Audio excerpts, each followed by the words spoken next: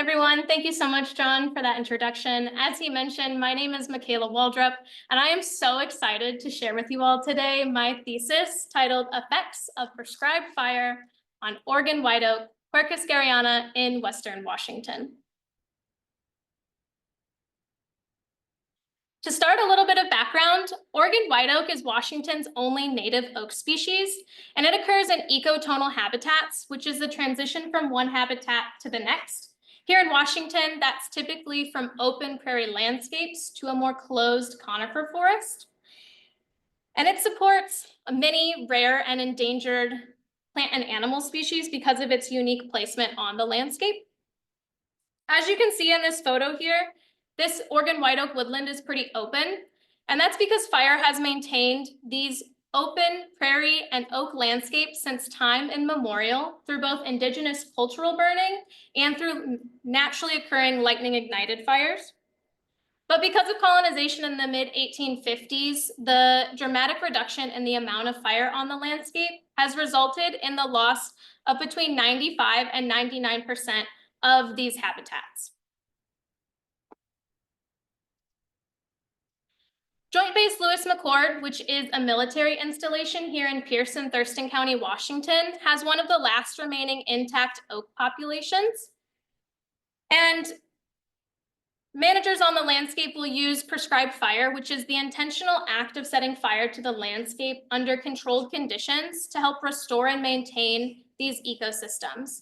However, because fire hasn't been on the landscape as much as it has in the past, there's been an increase in fuel loads of both live and dead vegetation, which has the potential to increase fire severity when it's applied on the landscape and has the potential to harm species such as Oregon white oak. As such, managers on the landscape aim to reduce the amount of fuels on the landscape by mechanically removing vegetation, both dead and alive. And this can be really resource and time intensive and actually limit the amount of prescribed fire that can happen on the landscape.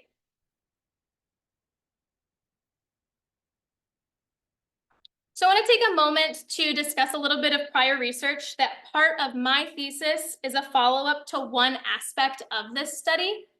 Niemans et al. Studied the reintroduction of prescribed fire to long absent oak landscapes where the fire return interval or fire had not been present on the landscape in greater than 15 years.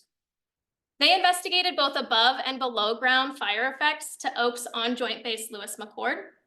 And it's important to note that there were some pre-treatment fuels reductions in their prescribed burn areas and study areas. However, fuel loads were still increased in their study area. And they found that after 2 years post reintroduction of fire, Oregon white oaks are highly resistant to mortality from low intensity fire, which is pretty typical for prescribed fire to be low intensity. And I had the pleasure in the conceptualization phase to actually discuss with Deborah Niemans, who's the lead author on this study, about some of the topics that I was interested in, including prescribed fire and oaks. And we came up with the idea of, for my thesis, determining whether these findings are still warranted 8 years later, because delayed tree mortality has been an issue in other tree species, however, hasn't really been documented at all in Oregon white oak.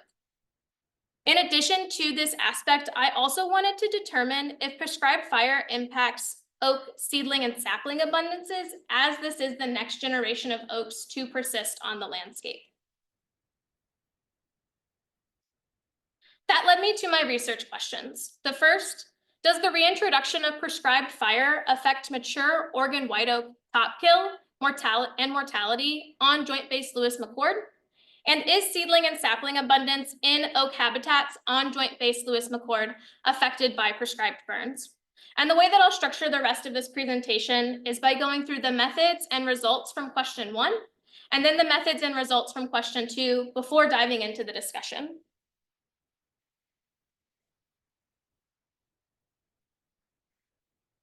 All of my research was conducted on Joint Base Lewis McChord, as you can see in this map here. And for my mature oak mortality monitoring, I used data that was collected by Niemans et al. 2 years after the reintroduction of prescribed fire in 2018, along with adding some data that I helped collect a portion of 8 years after the reintroduction of prescribed fire in 2024. I used Niemann's et al.'s protocol for collecting the data, which include assessing the total number of live, top-killed, and dead trees in 4 prescribed burn units, of which there were 201 study trees. And for folks out there who are like, what does top-killed mean? I certainly didn't know when I first looked this up. It means that the tree looks like it is killed from the top up, but it may be resprouting either from the base or from the stems of the tree.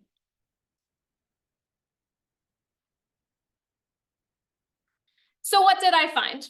Well, 2 years after the reintroduction of prescribed fire in 2018, 193 of 201 study trees, or 96%, were found to be alive.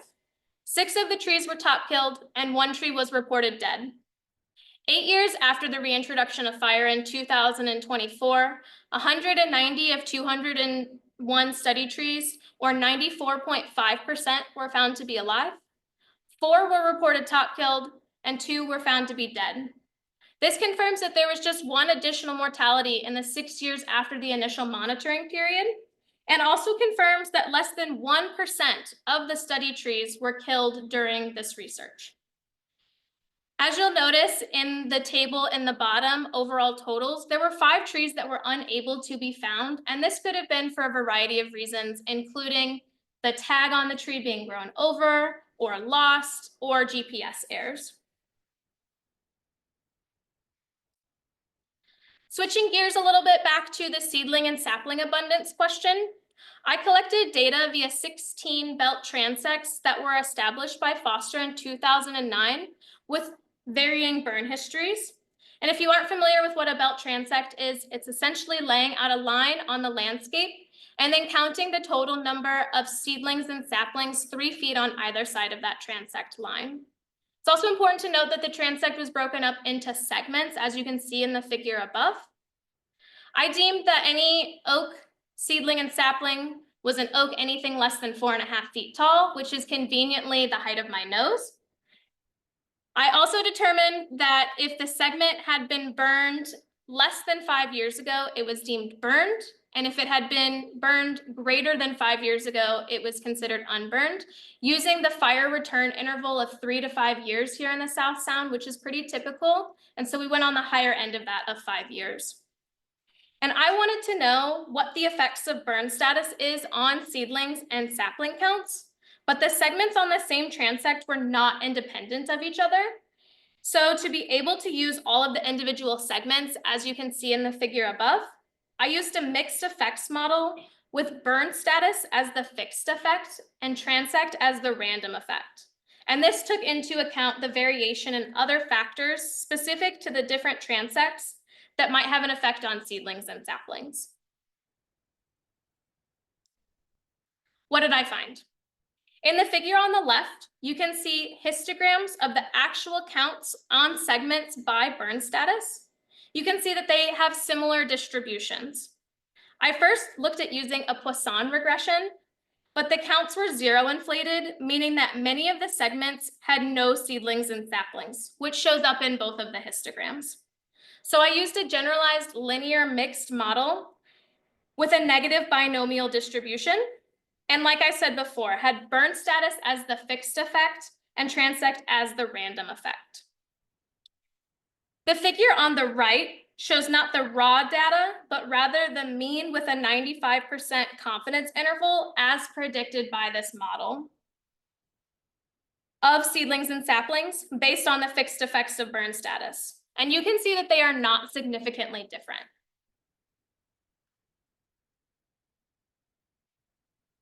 Okay, that was a lot of stats I just threw at you all. What does it all actually mean? It means that my thesis research supports the findings by Niemann's et al. That Oregon white oaks are highly resistant to mortality from prescribed fire, even after long absences of regular fire intervals. And for seedlings and saplings, the number of seedlings and saplings were similar in burned versus unburned segments when controlling for the random effect of transect. And you might be asking yourself, well, what does this actually mean for managers who are applying fire to the landscape and who are hoping to protect oaks in the process? It means that the pre-treatment fuels reduction may not necessarily be warranted given mature Oregon white oak's high tolerance to fire-induced injury and mortality. And for seedlings and saplings, when choosing prescribed burn units, rotations, and frequencies of burns conducted, the factor of fire effects on seedling and sapling abundance impacts is not of concern.